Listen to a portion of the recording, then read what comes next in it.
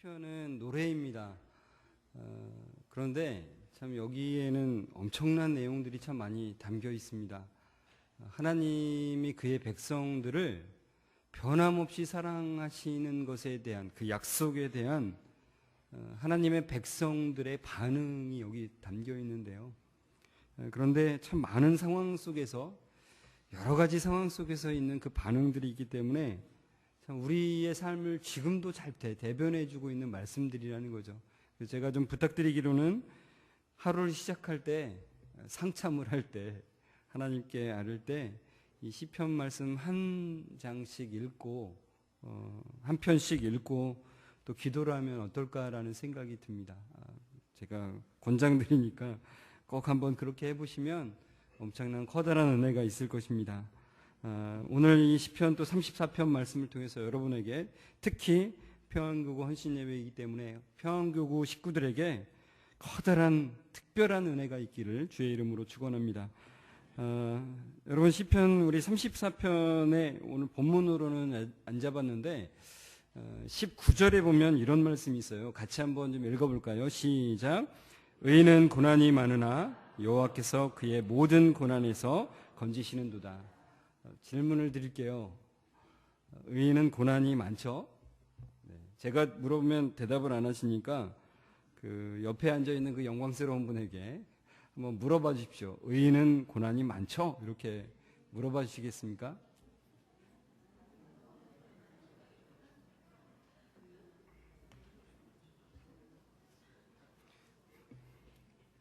네.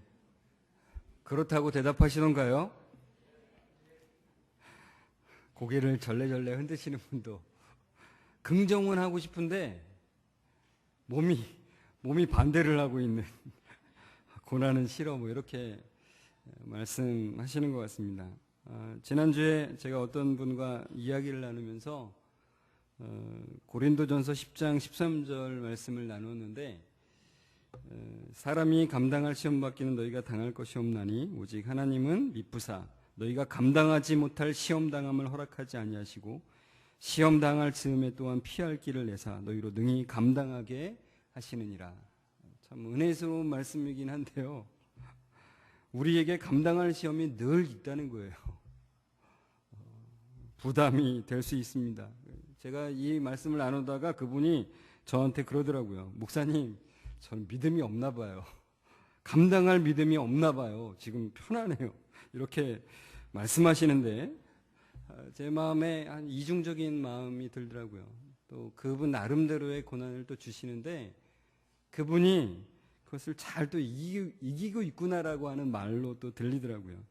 여러분, 우리에게는 감당치 못할 시험을 주시지 않습니다. 감당할 시험만 주신다는 거죠.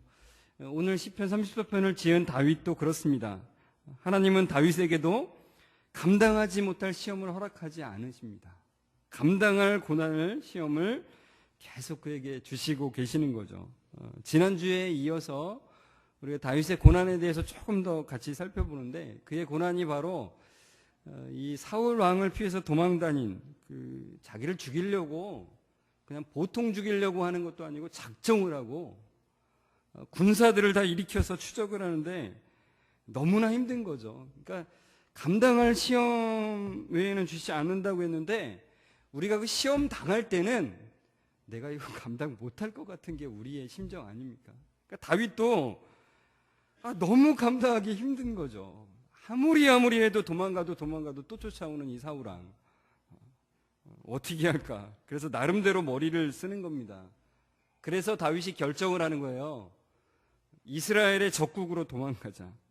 동맹국으로 도망가면 이제 또 쫓아오죠. 거기서 우리나라도 이제 그 동맹국들하고는 다 이런 협약이 맺어져 있어서 범죄자가 그 나라로 도망가면은 인터폴 통해서 이렇게 협조 체제가 되는 거죠. 뭐 우리 경찰을 거기에 파송하던가 또는 거기 경찰들이 또 추적을 해서 이 추적할 수 있는 체제가 되어 있는 거죠. 그러니까 다윗도 그걸 너무나 잘 알기 때문에 적국으로 도망가자. 그래서 이스라엘과 이 당시에 가장 사이가 안 좋은 어느 나라요? 블레셋으로 도망가는 겁니다. 저 지도에 보면은 그 왼쪽 지중해가에 있는 그 평야지대에 있었던 이 블레셋이라고 하는 나라로 이제 도망가게 되는 겁니다. 이 당시에는 계속해서 블레셋과의 전쟁이 끊이질 않고 있었어요. 그러니까 다윗의 생각에는 블레셋으로 도망가면 더 이상 사울 왕은 쫓아오지 않을 거다 예상한 거죠. 그 예상은 적중을 했습니다. 당연히 사울 왕은 거기에 이제 함부로 그 블레셋 나라까지 쫓아갈 수가 없는 그런 상태가 돼버린 거죠. 그런데 그것에 블레셋에 망명을 해서 이제 보니까 또 거기도 커다란 문제가 있는 겁니다.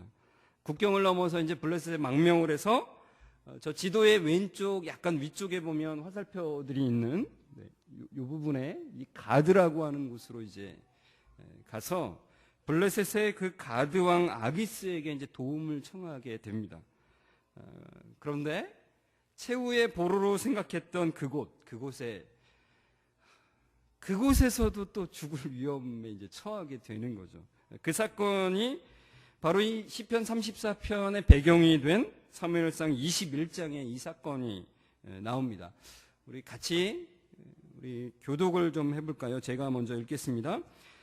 사무엘상 21장 10절부터 제가 읽겠습니다. 그날에 다윗이 사울을 두려워하여 일어나 도망하여 가드왕 아기스에게로 가니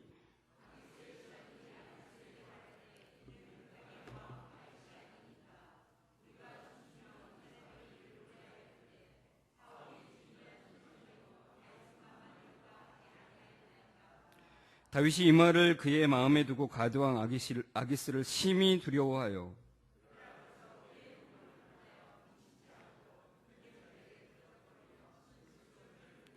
아기스가 그의 신하에게 이르되 너희도 보거니와 이 사람이 미치광이로다. 어찌하여 그를 내게로 데려왔느냐? 내게 미치광이가 부족하여서 너희가 이자를 데려다가 내 앞에서 미친 짓을 하게 하느냐? 이자가 어찌 내 집에 들어오겠느냐? 한지라. 네. 시편 34편의 맨 위에 보시면 표제에 다윗이 아비멜렉 앞에서 미친 채 하다가 쫓겨나서 지은 시. 아비멜렉은 이제 블레셋 왕을 뜻하는 거기 때문에 바로 이 아기스 왕을 말하는 건데요. 이 아기스 왕 앞에서 미친 채 하다가 이제 쫓겨나서 지은 시라는 겁니다. 여러분, 블레셋으로 망명을 하면 이제 다윗은 목숨을 건질 것이라고 생각했는데, 거기서 이제 부하 장수들이 다윗을 알아보고는 이자는 살려두었다간 큰일 날 놈이라고. 블레셋 사람 많이 죽였는데 얘가 마음을 바꿨다고 완전히 바꾼 줄 아냐고.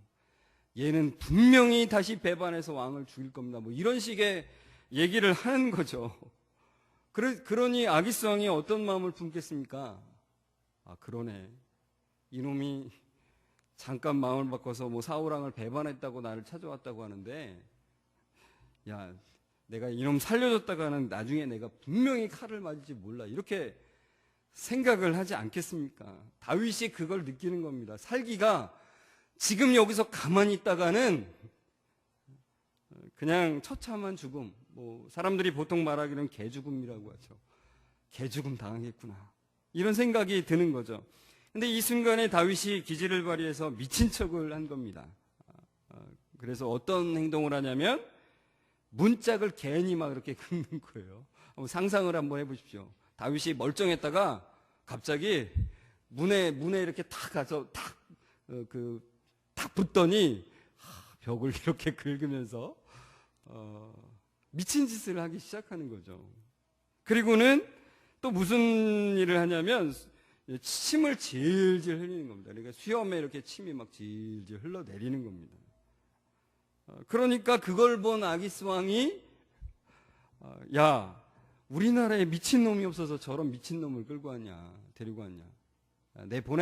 내쳐. 이렇게 말해서 그 자리를 피해 나왔다는 거죠. 근데 여러분, 이제 다윗이 거의 살기를 느꼈다가 간신히 그 자리를 이제 미친 채에서 피해서 나와서 그가 이런 반응을 보일 수 있을 것입니다. 휴, 정말 다행이다. 참, 아기스 왕 참 미련하게 내 어설픈 연기에 속네. 참 미련한 것들이라고. 참 어려움이 있을 때 나 이렇게 해서 살아가면 되겠네. 근데 이렇게 생각하다가 갑자기 비참함이 쫙 몰려오는 거죠. 그렇게 생각할 수 있습니다. 그런데 다윗은 이런 반응을 보이지 않고 이런 반응을 보였다는 거죠. 어떤 반응이요? 나는 언제나 여호와를 찬양하겠습니다. 내 입술에서 주님을 찬양하는 소리가 끊이지 않을 것입니다. 내 몸과 마음으로 여호와를 자랑할 것입니다. 곤고한 사람들이여 듣고 기뻐하십시오. 나와 함께 여호와의 크고 놀라우심을 노래합시다. 그의 이름을 함께 찬양합시다. 내가 여호와를 찾아 도움을 청했더니 내게 대답하시고 내가 두려워하던 모든 것에서 나를 건지셨습니다. 주님을 바라보는 자의 얼굴은 빛이 나고 어떤 일이 있어도 부끄러움을 당하지 않을 것입니다. 이 불쌍한 사람이 여호와께 부르짖었더니 여호와께서 들으시고 모든 어려움에서 건져 주셨습니다. 이 반응을 했다는 거죠. 주님의 은혜였습니다. 그러니까 이 시편 34편의 고백으로 말하자면 다윗은 그 살기가 느껴지는 그 현장에서 기도하고 있었다는 거죠. 그냥 미친 채 한 게 아니라 기도하면서 미친 채를 한 거예요. 하나님, 저 이 자리에서 죽게 생겼습니다. 제가 할 수 있는 것이라고는 이제 미친 척밖에 없습니다. 저들의 감각을 무디게 하시고 미련하게 하시사 그냥 저를 미친놈으로 보게 해주십시오. 나를 이 위기의 순간에서 구하실 분은 여호와 하나님밖에 없으십니다. 이 어려움에서 건져주실 분은 하나님뿐이십니다. 라고 고백하고 있다는 거죠. 그리고 그 위기를 벗어난 다음에 노래를 하는 거예요. 내가 여호와를 항상 송축하며 내 입술로 항상 주를 찬양하리이다. 내 영혼이 여호와를 자랑하리니 곤고한 자들이 이를 듣고 기뻐하리로다. 이렇게 찬양한다는 것입니다. 여러분, 이 다윗의 고백처럼 어떻게 우리의 입술에서 항상 늘 어떤 상황에서든지 주님을 찬양하는 것이 끊이지 않을 수 있습니까? 우리의 입술은 불평하기에 너무나 익숙한데요. 불만과 불평이 가득하기에 너무나 익숙한 입술인데요. 어떻게 주님을 찬양하는 것이 우리의 입술에서 끊이지 않을 수 있냐는 거예요. 여러분, 지난주에 불렀던 찬양 가사가 기억나십니까? 모든 상황 속에서 주를 찬양할지라. 기억나십니까? 목이 잠겨서 안 불러줍니다. 모든 상황 속에서 주를 찬양할지라. 어떻게 모든 상황 속에서 찬양할 수 있겠습니까? 10년도 넘게 자기를 죽이려고 쫓아오는 그 사람이 있는 상황에서도 자신의 입술에서 주님을 찬양하는 것이 끊이지 않기를 원합니다. 목숨의 위협을 피해서 다른 나라로 망명까지 했습니다. 그런데 그곳에서도 자기를 알아보고는 저놈은 살려둬서 안 됩니다라는 그 살기를 느꼈을 때 간신히 미친 척하고 나왔습니다. 그런데도 이런 찬양을 할 수 있습니까? 어떻게 해요? 주는 너의 큰 상급 큰 도움이시라. 시편 34편 8절에는 이런 말씀이 있습니다. 너희는 여호와의 선하심을 맛보아 알지어다. 그에게 피하는 자는 복이 있도다. 그에게 피하는 자에게 참된 복을 주시는 하나님의 선하심을 맛본 자만이 그럴 수 있다는 거죠. 다윗은 그것을 맛봤다는 거예요. 하나님의 선하심을 맛보아 알았기 때문에 어떠한 상황 속에서도 그분을 신뢰하는 법을 배웠다는 것입니다. 가장 적절한 때에 가장 적절한 방법으로 역사하시는 그 하나님의 그 신실하심을 그는 의뢰하는 것을 배웠다는 거죠. 우리의 지각으로는 파악할 수 없는 광대하신 그 하나님. 우리는 몇 수 앞까지밖에 볼 수 없는 그런 인생인데, 아니 한 치 앞도 볼 수 없는 그런 인생인데도 불구하고 하나님은 그 광대하심으로 우리를 지키시며 인도하시는, 무한수를 보시는 그 하나님께서 우리를 지키시고 인도하신다는 거죠. 다윗은 그 하나님을 신뢰하겠다라고 고백하고 있는 것입니다. 그래서 이렇게 고백할 수 있는 것입니다. 내 영혼이 여호와를 자랑하리. 나에게 머무르는 것뿐만 아니라 이제는 다른 사람에게 그 신실하심을 전하겠다는 거예요.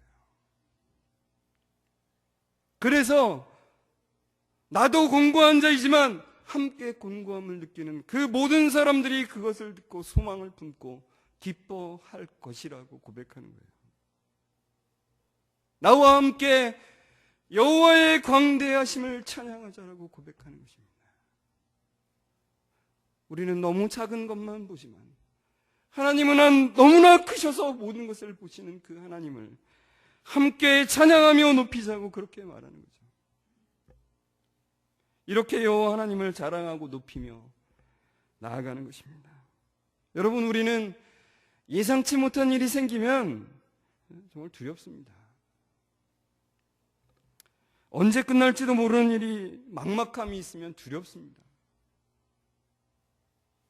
여러분, 다윗이 골리앗을 죽인 일 때문에 자기가 이렇게 13년이나 넘게 이런 고통을 당할 줄 생각했습니까? 예상이나 했겠습니까? 그것도 설마 자기의 장인인 사람이, 자기 아내의 그 아버지인 그분이 설마 자기를 이렇게 죽이는 죽이는 척만 하겠지 이렇게 생각을 했는데 진짜 죽이려고 하는 겁니다. 잠시 죽이려 하다 포기하겠지 했는데 포기도 안 하고 진짜 죽기 살기로 쫓아오는 겁니다. 전심으로 죽이려 하는 거죠. 그래서 망명하면 포기하겠지 하고 블레셋으로 넘어갔는데 거기서도 사방이 적이니 얼마나 두려움이 크겠습니까? 그래서 그는 그 두려움에서 건져주실 그분을 찾는 거죠. 그래서 4절에 보시면 내가 여호와께 간구하매 내게 응답하시고 내 모든 두려움에서 나를 건지셨도다. 이렇게 고백하는 것입니다. 여러분, 이 세상 어느 누구도 우리를 근원적인 그 두려움에서 건져줄 자는 아무도 없어요. 그것을 우리가 빨리 확실하게 확신해야 돼요. 이 세상에서 나의 근원적인 두려움을 건져줄 자, 해결해 줄 자는 아무도 없어요. 그 모든 두려움에서 우리를 건져줄 분은 오직 주 하나님밖에 없습니다. 다윗은 그 하나님을 붙드는 거예요. 그는 하나님을 신뢰하며 믿음의 눈을 들어서 그 손길을 바라보는 것입니다. 여러분, 다시 여쭤보겠습니다. 의인은 고난이 많습니까? 옆에 분에게 다시 한번 물어봐 주시겠어요? 의인은 고난이 많습니까? 이렇게 물어봐 주세요.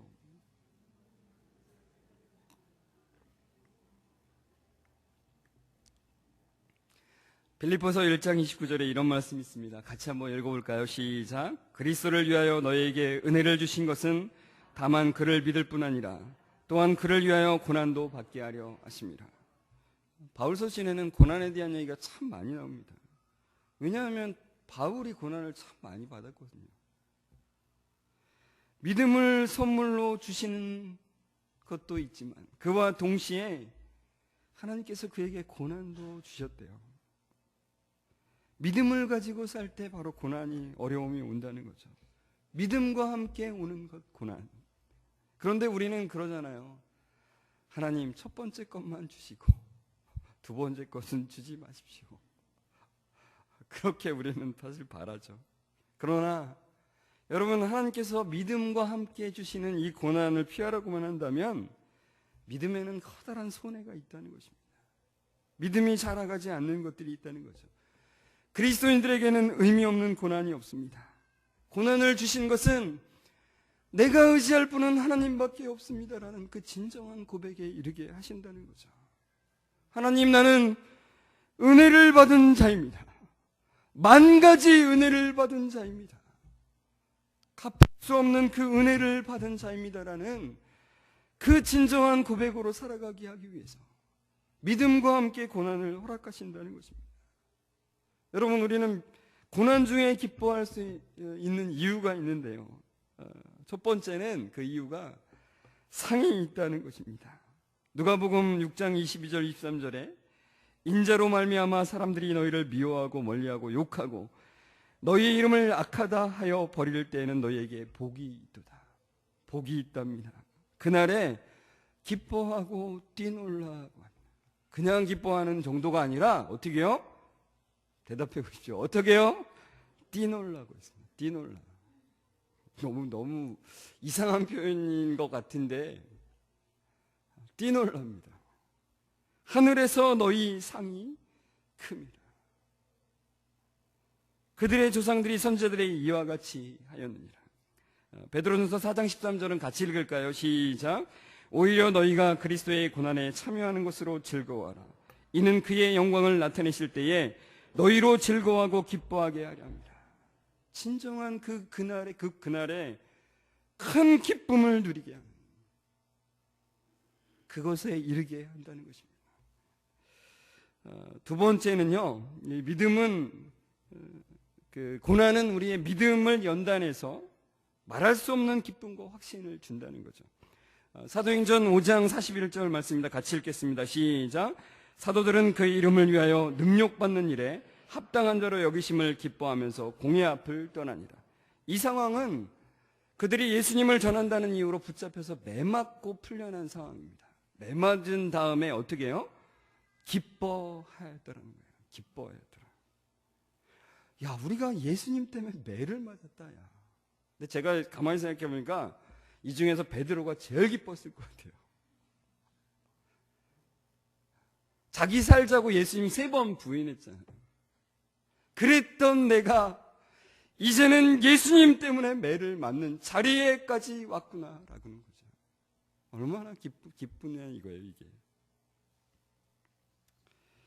세 번째는 고난 중에 기뻐할 수 있는 이유. 세 번째는 다른 사람들의 믿음이 세워진다는 것입니다. 다윗은 본인을 말하기를 자기도 곤고한 자라고 말합니다. 그런데 다른 사람들에게 곤고한 자가 이를 듣고 기뻐할 것이라고 말했죠. 골로새서 1장 24절에 이런 말씀이 있습니다. 같이 읽겠습니다. 시작. 나는 이제 너희를 위하여 받는 괴로움을 기뻐하고 그리스도에 남는 고난을 그의 몸된 교회를 위하여 내 육체에 채우노라. 여기 말씀에 참 오해하기 쉬운 말씀이 있습니다. 그리스도의 남은 고난. 그래서 혹시라도 예수님의 십자가 지심이 혹시라도 부족한 것인가라고 하는 이렇게 해석하는 사람들이 있는데 절대 아니고요. 예수 그리스도의 대속은 완전한 것이죠. 그러나 사도 바울이 이 말한 의도는 무엇이냐면 예수님이 우리의 죄를 위해서 십자가를 지셨는데 이것을 모르는 사람들이 여전히 존재하고 있다는 거예요. 그래서 내가 그것을 알리는 데 있어서는 어떠한 대가도 지불하겠다는 것입니다. 그 고난으로 고난을 어떠한 것이라도 감수하면서 이것을 전하겠다는 거예요. 다윗이 자기의 곤고함 중에도 주님의 신실하심을 붙들고 찬양을 할 때 곤고한 자들이 그것을 듣고서 기뻐하며 소망 가운데 나왔던 것처럼 사도 바울도 바로 자기의 그 고난으로 말미암아서 주님이 우리를 위해서 십자가 지심을 다른 사람들이 알기를 소원한다는 것입니다. 여러분, 우리는 그 고난을 받을 때 또 어려움이 있을 때 같은 상황에 처해 있는 사람이 그 고난 중에 다른 반응을 보이면은 굉장히 놀라게 되는 거예요. 그러니까 여러분, 굉장히 뛰어난 믿음의 사람이 그랬다고 하면 그는 그 사람이니까 성경에 나온 사람이니까 이럴 수 있죠. 그러나 여러분의 직장에 있는 동료가 또 여러분의 친구가 여러분을 볼 때 같은 상황인데 다른 반응을 보이는 여러분을 볼 때 굉장히 사실 마음속으로는 놀라는 것입니다. 저 같은 경우는 군대에 있을 때 이제 제 고참이 저한테 그러더라고요. 참 나름대로 저도 고달픈 군 생활을 이렇게 해가고 있는데 그 주머니에 여기에 놓여져 있는 그 작은 성경책을 화장실에서 이렇게 어디서 볼 시간이 없죠. 처음에 그냥 군 자대 배치 받으면은 볼 시간이 없습니다. 화장실에서만이 그 성경을 보면서 그때 보았던 그 시편 말씀들이 지금도 막 기억이 나는데 그러면서 다시 주님이 주시는 위안과 평안을 갖게 돼요. 그리고서 또 군생활을 또 고달프지만 또 하루하루 또 해나가는 거죠. 그런데 저는 몰랐는데 어느 날 고참이 저한테 그러더라고요. 야, 너 뭐 때문에 그렇게 좋아? 그러더라고요. 제 동기들 중에도 어느 날 그 동기 한 명이 그러더라고요. 야, 뭐 때문에 그러냐 너? 이 말을 하더라고요. 그러니까 똑같이 괴롭고 힘든데 고달픈데 그 말씀으로 인한 그 하나님의 신실하심을 붙들므로 인한 그 다른 것이 나오더라고요. 그러니까 여러분, 여러분의 삶 속에서 여러분과 비슷한 환경에 있는 사람이 똑같은 어렵고 고달픈데 다른 반응을 보이는 여러분들을 보고 저 사람에게는 뭔가 다른 평안함이 있구나. 저 사람에게는 무언가 다른 확신이 있구나라는 걸 보게 할 수 있다는 것입니다. 이 프란시스라고 하는 사람이 이런 말을 했는데요. 부단히 복음을 전하십시오. 이렇게 말했대요. 이거는 누구나 하는 말이죠. 그런데 그 다음 말이 굉장히 의미심장합니다. 부단히 복음을 전하십시오. 그러나 필요하면 말도 하십시오. 다시 한번 말씀드립니다. 무슨 말인지 지금 모르시겠죠? 다시 한번 잘 들어보십시오. 부단히 복음을 전하십시오. 그러나 필요하면 말도 하십시오. 이 얘기는 무슨 말이냐면 말로 하지 않아도 복음을 전할 수 있다는 거예요. 그 삶의 자세가 어떠냐에 따라서 특별히 어려움 가운데 있을 때 어떠한 반응을 보이느냐에 따라서 엄청난 복음을 전할 수 있다는 거죠. 여러분, 하나님의 역사는 뭐 지진을 일으켜서 폭풍을 일으켜서 제가 지난번에 말씀드린 것처럼 엘리야에게 바람을 불어서 지진을 일으켜서 뭐 번개로 뭐 소리로 확 세상을 뒤엎지 않으세요. 한 사람 한 사람을 변화시켜가는 과정이 하나님의 자녀 한 사람 한 사람을 통해서 그 일을 이루어 가신다는 거죠. 여러분, 다윗의 주변에도 곤고한 사람들이 400명이나 그를 따르고 있었습니다. 더 이상 소망이 없어서 그래도 다윗을 따라다니면 뭔가 있을까 해서 따라온 사람들, 집도 모두 다 버리고 그냥 따라온, 억울하고 억눌리고 고달파서 다윗만 따라가면 이제 뭐라도 있을까 봐 따라다니는 그런 곤고한 사람들 400명이 있었습니다. 그리고 이스라엘 백성들 중에서도 곤고한 사람들이 많이 있었습니다. 그런데 다윗은 같은 그런 곤고한 상황 속에서 그를 따라다니는 사람들과는 다른 반응을 보이고 있었다는 거죠. 그래서 그들이 그 다윗의 고백을 보고서 기뻐하며 소망 가운데 나아가고 있었다는 거예요. 내 영혼이 여호와를 자랑하리니 곤고한 자들이 이를 듣고 기뻐하리로다. 여러분의 어려움 상황들 여러 가지 있죠. 근데 그 어려움들이 여러분만을 단련하게 하는 것이 아니라 많은 사람들을 주 앞에 돌아오는 일이 되게 하십시오. 그러면 엄청나게 복된 일이 된다는 것입니다. 제가 얼마 전에 한 후배를 만났습니다. 그 후배는 소위 다른 사람들이 말하는 괜찮은 직장을 다니는 사람입니다. 그런데 그 후배가 직장을 가능한 빨리 그만두려 한대요. 직장 안 다녀도 되는 자금을 만들려고 그래서 지금 부단히 노력하고 있대요. 그래서 제가 물었습니다. 직장 안 다니면 쉬면서 여행 다니려고 그러니? 그랬더니 그 후배가 그랬습니다. 아니요, 하나님이 기뻐하시는 의미 있는 일을 하려고요. 그래서 제 머리가 갑자기 띵했습니다. 도대체 하나님이 기뻐하시는 의미 있는 일이 뭘까? 갑자기 제 머리가 탁 돌아가기 시작했습니다. 그래서 그때부터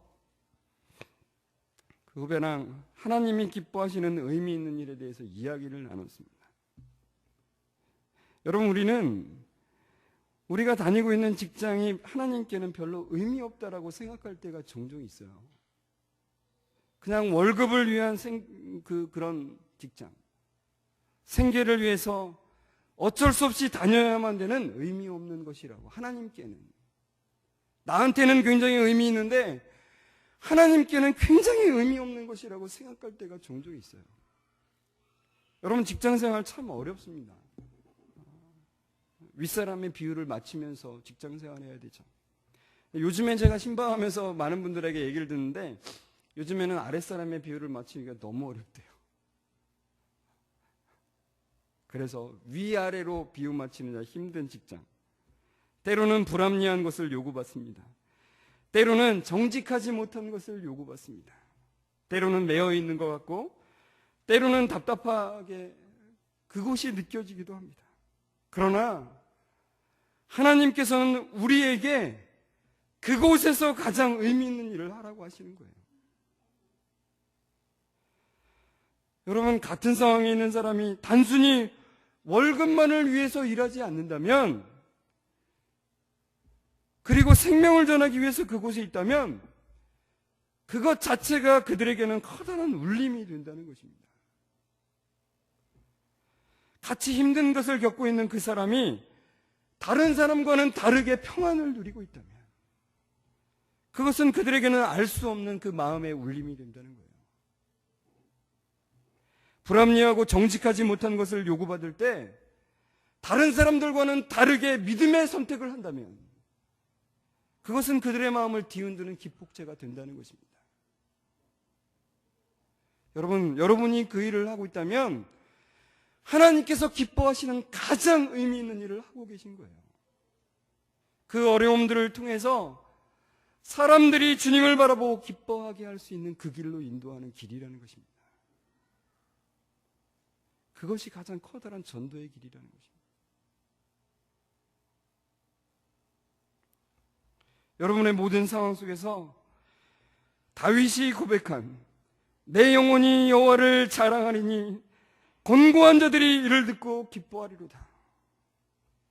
이 고백이 여러분의 모든 삶 속에서 고백되는 놀라운 하나님의 사람들 되시길 주의 이름으로 축원합니다.